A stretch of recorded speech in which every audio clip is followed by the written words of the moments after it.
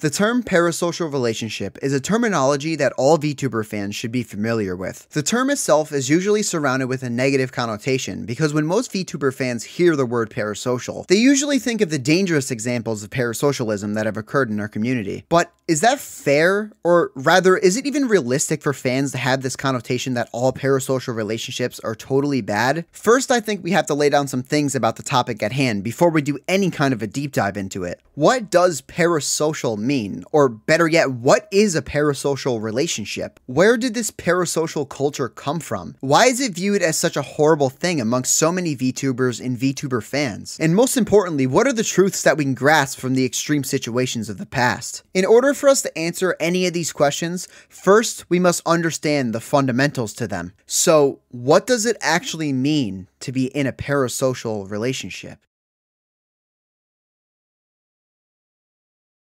A parasocial relationship is a one-sided relationship, where one person extends their interest, energy, time, or even love to a party which is unaware of the existence of the other person. Parasocial relationships is something that did not come new with the VTuber industry, but parasocialism is actually a term which has been circling the internet for years and years, way before the existence of virtual YouTubers or even virtual idols at all. Parasocial culture exists in the music industry, the movie industry, and even within sports organizations.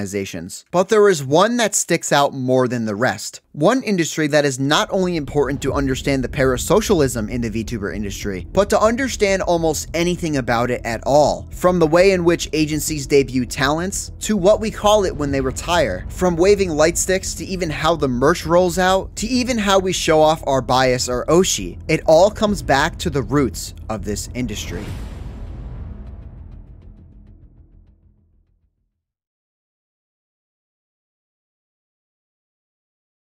The idol industry. Anybody who keeps up with idol groups would be the first to tell you that parasocialism is a very common occurrence within the culture surrounding it. But having a better understanding of the parasocialism within the idol industry is actually beneficial to this conversation about the VTuber industry's issues with it. Because like I kind of hinted at earlier, that's where the VTuber industry itself pretty much stems down from. Which is why we see a lot of the same issues within the cultures happening to both simultaneously. And I mean, yeah, if there was a parasocial problem when there was human beings dancing on a stage, then you could definitely imagine that that problem would definitely reoccur if we were to replace those real people with anime boys and girls. And people put idols on pedestals and simp for them for many reasons, even more so than other kinds of celebrities. There's probably a million reasons for this, honestly, but I don't want to take up the whole video with talking about real idols because that's not what most of you clicked on this video for, but I'll go into it just a little bit because, like I said, if we understand the idol industry a little bit, it will make more sense when we try to understand the virtual ones. So first off, I think an important but obvious one, they're all objectively super attractive. This one doesn't need too much explaining, I think, but we as human beings probably know we are more likely to simp for people who are just physically attractive. This might sound kind of shitty, but being attractive is really important to being an idol, probably just as important as the talent that it takes to become one. Another important factor is the idol image. To anyone that doesn't really know what this means, let me explain it in the most simple way that I can. Idols are kind of supposed to be cutesy and pure.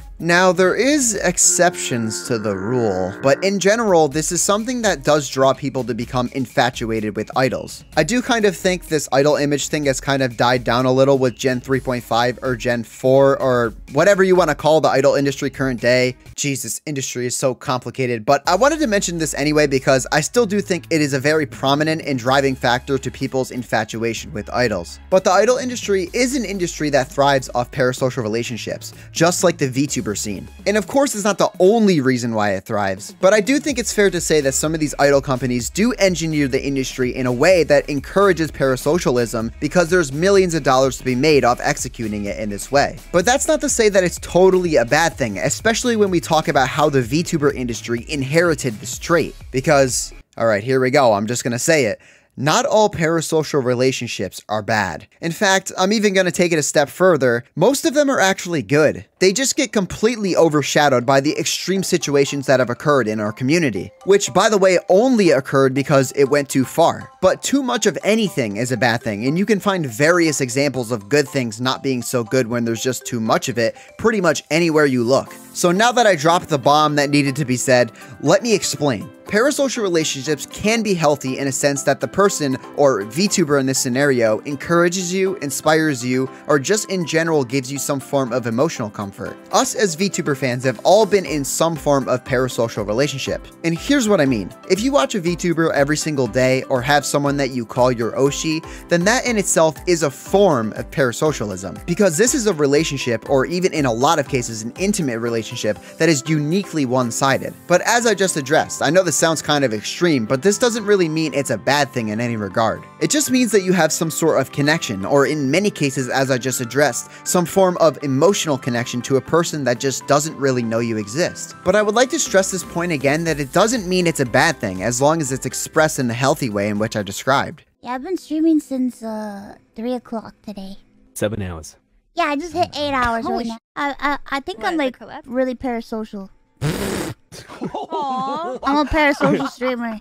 I am. You don't like ending. I don't. If I could be online all the time, I would. You're like parasocial with your chat? Yeah, I am. I think I'm more parasocial than them. Aww. I'm way more parasocial. If I didn't have to leave, I would stay all the time. Love them, yeah. I do. I love them. That's so cute though. I do everything people tell me not to do, like calling my friends and stuff. Now, this clip is pretty viral, so I wanted to include it because it obviously does relate here. I obviously don't want to speak for Mousy, but the reason why I believe Mousy is not afraid to acknowledge her parasocial relationship with her chat is because she understands parasocialism extremely well, especially in the context of the point that I'm speaking upon. In fact, Mouse is probably one of the most knowledgeable people about this topic inside of our community, being one of the first EN VTubers on record, debuting in August of 2017. Not only just that, but Mouse is also very familiar with idol culture because she's been a longtime fan of J-pop and K-pop idol groups, which we've already dived into why that can have some importance. But the reason why I think she's not scared of mentioning it is because she understands that not all parasocial relationships are totally all a bad thing. And like I said, I don't want to speak for her or anything, but I mention it because I believe my analysis based off of what we see in this clip to be true. And it's a great example of somebody very prominent and influential inside our community being open about it, and expressing how she feels about it with relevance to her own streams. Which this statement by Mouse, by the way, is actually so wholesome and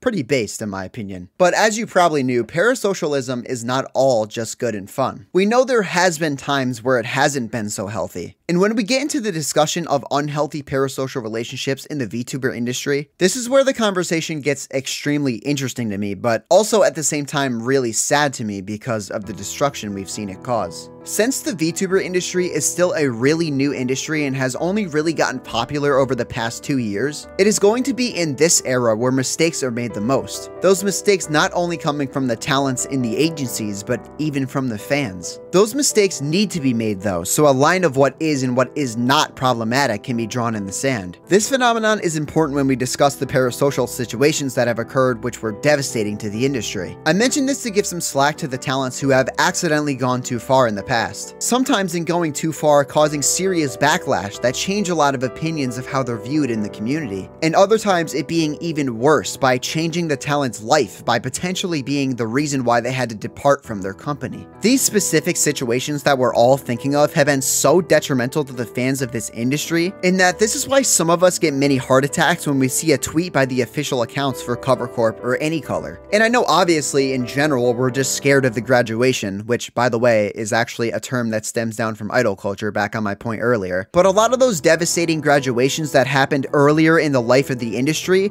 it happened because of parasocial relationships. And even though these tragedies are horrible, I do believe that the industry as a whole does learn from them. Eventually, with enough experience with the most fundamental attribute to the industry, parasocialism, we might actually live in a time where agencies can totally prevent their talents from taking it to a point where it gets dangerous to the talent's career. But there is a lot of reasons why particular VTubers may act parasocial back towards their audience on purpose. The most common reasons usually interpreted by the fans being: 1. They might not even realize that they are, but give a parasocial connotation to the audience members, thus forming a mutual parasocial relationship. 2. They do it on purpose because they like it or it's fun, which is actually kind of based. 3. The agencies push a parasocial agenda upon their audience and talents. Which, spoiler alert, is actually not true, but this is a popular misconception, so let me talk about this one real quick. A misconception that I've seen in the community about quote-unquote toxic parasocial relationships has to do with people blaming Hololive and Nijisanji for the reason it exists in the VTuber scene,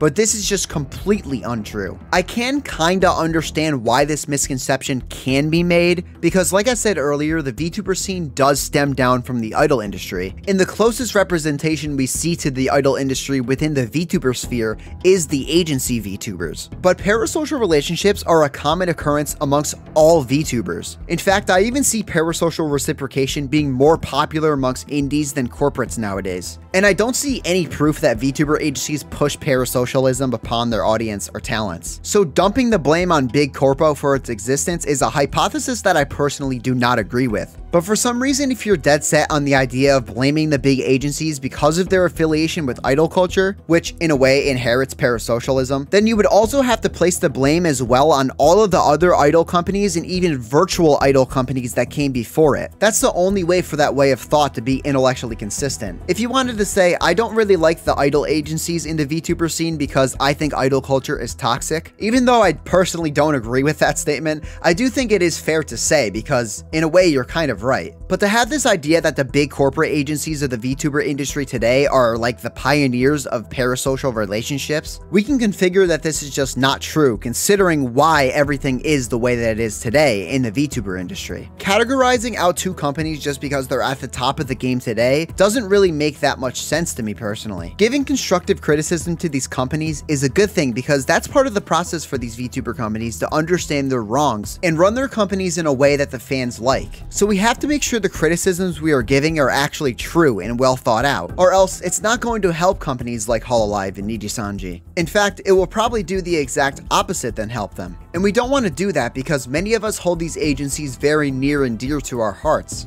But going back to parasocial relationships, I do want to make something very clear about my own personal opinion. I'm not exactly opposed to the parasocial relationships that would be claimed to be unhealthy, but they must be executed and controlled in a fashion that makes it clear not to go too far in a case where it can become dangerous for the streamer. And yes, I do direct that at streamers because I know many of you are watching this video. It's important to understand what you're doing, especially as the VTuber. A more parasocial stream environment can be more dangerous than a less parasocial one. I don't want to be that guy who says, no, that's totally bad, don't do this, because human beings do a lot of things that can be considered to be unhealthy for the sake of getting some happiness out of it. And also make sure you as a viewer know your place as a viewer. Be aware of the existence of boundaries. This topic is also an important one when discussing the parasocial topic of this industry. People crossing these boundaries actually happens way more in the VTuber scene than when you compare it to any other types of streamers or entertainers, for the sole fact that they are characters on a screen, so it is easier for our brains to objectify or even dehumanize them for the fact that they don't appear human. It also doesn't help in this case that many VTubers play a character, which is a totally awesome thing of course, and shout out to all the VTubers who do play a character. But these VTubers especially seem even less human to our brains when we interpret them on our screens. But as we know, in reality, VTubers are all human beings.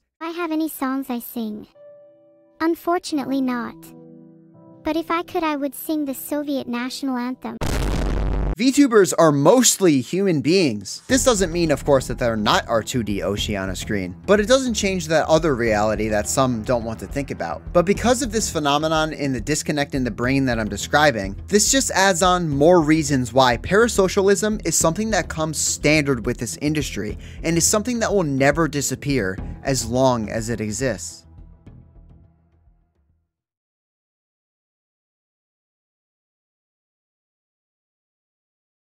Parasocial relationships have pros and cons, but the negative stigma surrounding it, I cannot deny, does exist for a reason. The reason being, as we discussed, the atrocities that we've seen in the community because of it. So now let's circle back. Let's go back to our original prompt from the intro. Is this negative stigma or connotation fair to have, especially going forwards in 2023? I don't know. I do think it's good to be wary and cautious, but I also can't completely discard all of the good, healthy examples of parasocialism, which just so happen to outnumber the dangerous ones exponentially. So now, leaving you with all I was hopefully able to teach you about this topic, I guess I leave the decision to you, to maybe discover for yourself. What do you think? Can we just straight out say parasocialism is good in the majority of cases? Or do you believe the answer to this controversial topic is more complicated than just that simple answer? In general, I would say parasocial relationships are a good attribute to the VTuber industry. However, when things tend to get a bit more spicy, it does need to be regulated and executed in a controlled manner.